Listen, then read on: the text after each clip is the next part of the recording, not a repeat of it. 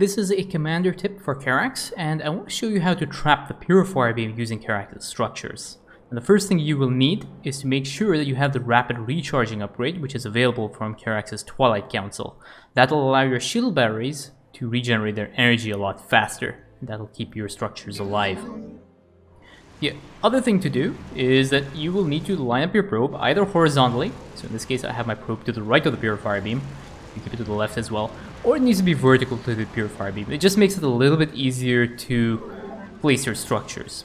So this is what you're going to do. You're going to put down a pylon, and just on the far side of the pylon, you're going to place down a photon cannon. This photon cannon will now cause the Purifier Beam to aggro. You're going to place 2 shield batteries adjacent to the pylon, and again, 2 more vertically, 1 down and 1 to the top. And now what you're going to do is you're going to place a shield battery, not perfectly vertical, but 1 off to the left. And do the same thing down here as well. These 6 shield batteries, combined with the rapid recharging upgrade, will allow this photon cannon to survive. Now there's one thing to note over here is you will see that the HP from this photon cannon will drop. And I think in the worst possible cases, you will see a drop to roughly around 130 HP. But your repair beam is more than enough to outheal the damage. Now in the later stages of the game, you might want to have access to your repair beam, or you might have access to another upgrade, in which case you can go ahead and avoid this kind of damage. And that upgrade is the barrier upgrade, the fortification barrier upgrade that is available in Karax's Forge. When you have that upgrade researched, what you can do is you can put down a 7th shield battery. And that will prevent the damage completely on this photon cannon.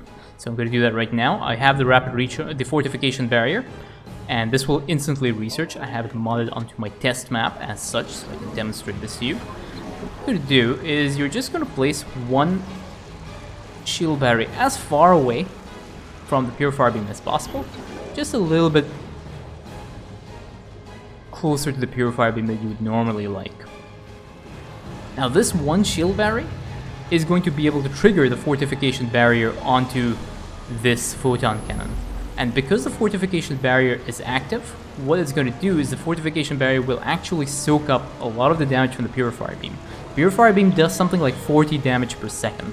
The barrier absorbs 100 damage, so you have about 2.5 seconds of no damage being taken by the photon cannon, which will allow the rest of your shield batteries to recharge.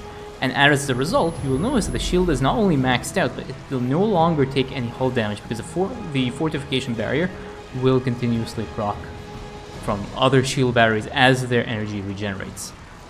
You might also ask what happens if you get the refortification barrier on 6 shield batteries, and the answer is, unfortunately, the shield batteries do not charge to the amount of energy that they have, so they require 15 energy.